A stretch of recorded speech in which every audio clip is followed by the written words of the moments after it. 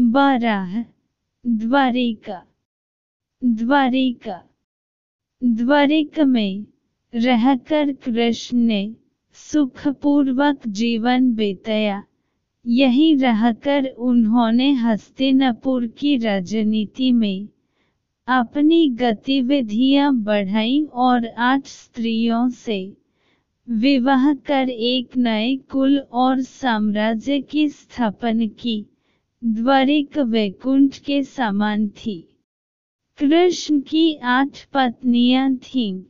रुक्मिणी, सत्यभामा, जाम्बवती, मित्रवंदा, सत्या, लक्ष्मणा, भद्र और कलिंदी।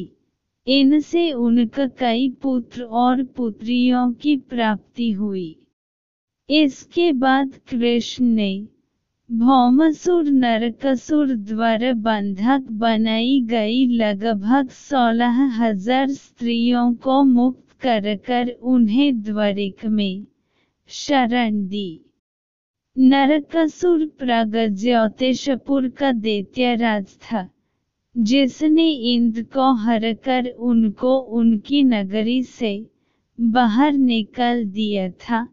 नरकासुर के अत्याचार से देवतागण त्राहि त्राहि कर रहे थे। वह वरुण का छात्र आदित्य के कुंडल और देवताओं की मणि छीनकर त्रिलोक विजयी हो गया था। वह पृथ्वी की हजारों सुंदर कन्याओं का अपहरण कर उनको बंदी बनकर उनका शोषण करता था। मुक्त कराई गई ये सभी स्त्रियां कृष्ण की पत्नियां या रखेल नहीं थीं, बल्कि उनकी सखियां और शिष्य थीं, जो उनके राज्य में सुखपूर्वक स्वतंत्रतापूर्वक अपना जीवन यापन अपने तरीके से कर रही थी। पांडवों से कृष्ण की मुलाकात। एक दिन पंचाल के राजा द्रुपद द्वारा द्रौपदी स्वयंवर का आयोजन किया गया। उस काल में पांडव के वनवास के 2 साल में से अज्ञातवास का 1 साल बीत चुका था। कृष्ण भी उस स्वयंवर में गए। वहां उनकी बुआ कुंती के लड़के पांडव भी मौजूद थे। यहीं से पांडवों के साथ कृष्ण की घनिष्ठता का आरंभ हुआ।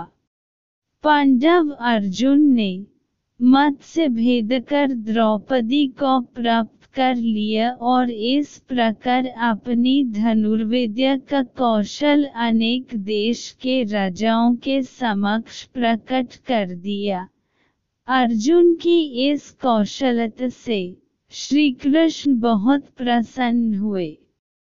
वहीं उन्होंने पांडवों से मित्रता बढ़ाई और वनवास की समाप्ति के बाद वे पांडवों के साथ हस्तिनापुर पहुँचे।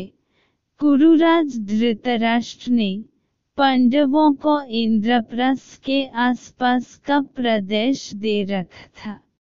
पांडवों ने कृष्ण के द्वारका निर्माण संबंधी अनुभव का लाभ उठाया। उनकी सहायता से उन्होंने भी जंगल के एक भाग को साफ कर इंद्रप्रस्थ नगर को अच्छे और सुंदर ढंग से बसाया। इसके बाद कृष्ण द्वारका लौट गए। फिर एक दिन अर्जुन तीर्थटन के दौरान द्वारिका पहुंच गए। वहां कृष्ण की बहन सुभद्रा को देखकर वे मोहित हो गए।